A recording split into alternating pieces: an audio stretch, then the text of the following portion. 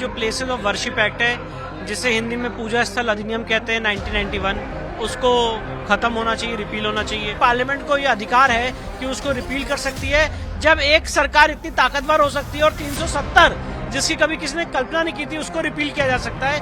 तो ये सारे तो बहुत छोटे कानून हैं। हमारे साथ बातचीत के लिए मौजूद है विष्णु शंकर जैन जी। ध्वंस राज स्थलों की मुक्ति और उनकी कानूनी अड़चनों को दूर करने के लिए आप यहाँ पे संगोष्ठी हो रही है।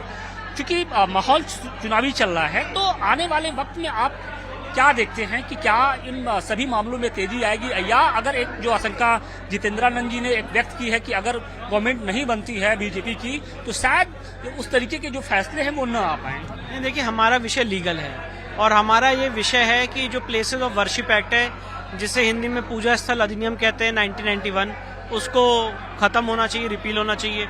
वक्फ एक्ट 1995 को खत्म होना चाहिए और जितने मंदिर तोड़ के जहां जहां मस्जिद बनाई गई है और जहां आज प्रत्यक्ष रूप से सामने देख के लग रहा है कि मंदिर परिसर है, उसमें जबरन नमाज पढ़ी जा रही है, उस जगह को मुक्त कराया जाए। और साथ ही साथ जो हिंदू मंदिरों का पैसा है, जो आज अलग अलग सरकारें, अलग अलग राज्य सरकारें अधिग्रहण करके उस पैसे को ले रही हैं, उन सारे स्टेट एक्ट्स को रद्द किया जाए। ये हमारी मूल मांग है और हमारा कोई कंसर्न गवर्नमेंट से नहीं है, हमारा एक लीगल इशू है। आप लोग क्या गवर्नमेंट से ये मांग करेंगे कि जो प्लेसेस ऑफ वर्शिप एक्ट है उसको पूरी तरीके से हटाया जाए? क्योंकि हमने देखा है कि 370 का मसला हो, चाहे समान नागरिक संहिता का मसला हो या फिर सीए का मसला हो, बीजेपी गवर्नमेंट ने पूरी मुखरता के साथ इन सब चीजों पर अपने जो स्टैंड है वो लिए। तो ऐसे में आप लोग को लगता है कि जब तीसरी बार जब प्रधानमंत्री बनेंगे मोदी जी, तो प्लेसेस ऑफ वर्शिप एक्ट को लेकर जो तमाम तरह की बातें कही जाती हैं, शायद वो संसद के जरिए वो अड़चन हट जाए? देखिए, बिल्कुल मैं कोई पॉलिटिकल प्रेडिक्शन तो नहीं कर सकता हूं, पर मुझे ऐसा लगता है कि places of worship act 1991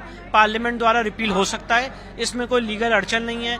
Waqf act 1995 parliament द्वारा रिपील हो सकता है। जितने अधिनियम है जिससे मंदिर इस समय एक्वायर किया गया है, वो सारे अधिनियम भी पार्लियामेंट को ये अधिकार है कि उसको रिपील कर सकती है जब एक सरकार इतनी ताकतवर हो सकती है और 370 जिसकी कभी किसी ने कल्पना नहीं की थी उसको रिपील किया जा सकता है।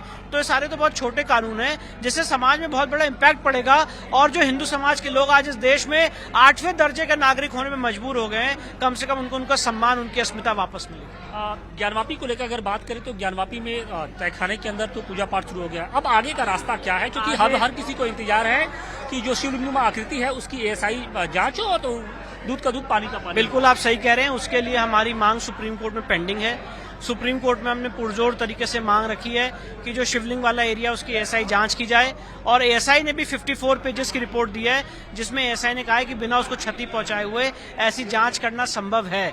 तो इसलिए उस एरिया की जांच करनी चाहिए और साथ ही साथ 8 ऐसे तहखाने और हैं जो बंद है, जिसमें एएसआई सर्वे नहीं हुआ है, जिसमें मिट्टी भरी हुई है, उसके लिए भी हमारी एप्लीकेशन सुप्रीम कोर्ट में पेंडिंग। एक आशंका आप लोग की ओर से व्यक्त की गई थी कि जो तहखाना है उसकी छत पर जो नमाजी हैं उनकी संख्या को सीमित किया जाए।